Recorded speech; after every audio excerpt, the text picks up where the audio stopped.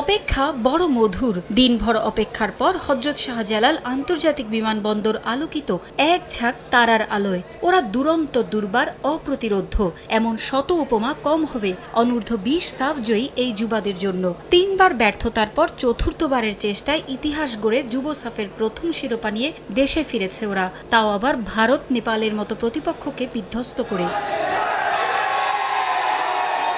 হিমালয় জয় করা যুবাদের জন্য নেই ছাদ খোলা বাস, রাজকীয় কোনো আয়োজনও নেই। বিমানবন্দরের ছোট্ট আয়োজনেই স্মরণীয় অধ্যায় যুবাদের জন্য। বদলে যাওয়া বাংলাদেশে ইতিহাসের সাক্ষী হতে পেরেই খুশি তারা।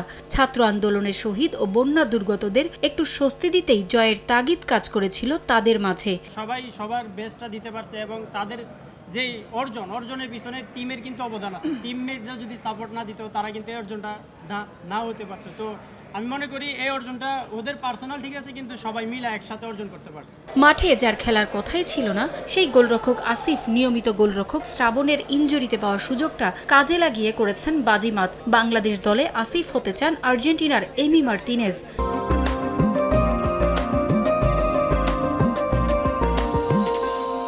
সবসময় ভালো ভালো গোলকিপারদের ভিডিও, ম্যাচের সেভ বা মার্টিনেজের পেনাল্টি সেভ, এগুলো সবসময় দেখা হয়। খেলা সবসময় দেখা হয়।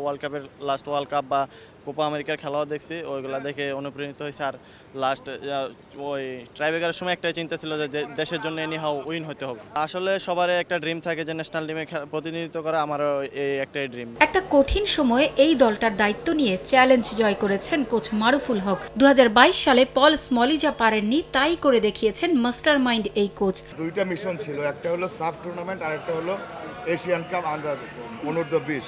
দুইটাকে নিয়েই আমার টার্গেট ছিল। যেহেতু একটা অলরেডি আমরা ডান করেছি এবং ওটাও কিন্তু আমার ইনিশিয়ালি টার্গেট ছিল আমরা এনিহাউ ফাইনাল রাউন্ডে কোয়ালিফাই করব, এবং সেটার জন্য আমাদের প্লেয়াররাও রেডি আছে, আমরাও রেডি আছি। প্লেয়ারদের যে এখন যে অবস্থা, আমাদের প্লেয়ারদের টেকনিক্যাল বিষয়, বিশেষ করে টেকনিক্যাল এবং স্কিল বিষয়, সেটার জন্য আমি মনে করি শুধু এই 2 মাস বা 3 মাস হবে না, তাদেরকে এই ট্রেনিংগুলো ফ্রিকোয়েন্টলি দিতে হবে। অদম্য এই স্পৃহা কাজে লাগিয়ে নিজেদের তৈরি করবে ফুটবলাররা, আশা তার। ডেডিকেশন কী হবে, কমিটমেন্ট কী হবে, ট্রেনিংয়ে কী হবে, হার্ডওয়ার্ক, ওরা কিন্তু এটা জানে এবং এটা যদি মেনটেন করতে পারে তাহলে অটোমেটিক ওরা চলে যাবে। পারভিন আক্তার, সময় সংবাদ, ঢাকা।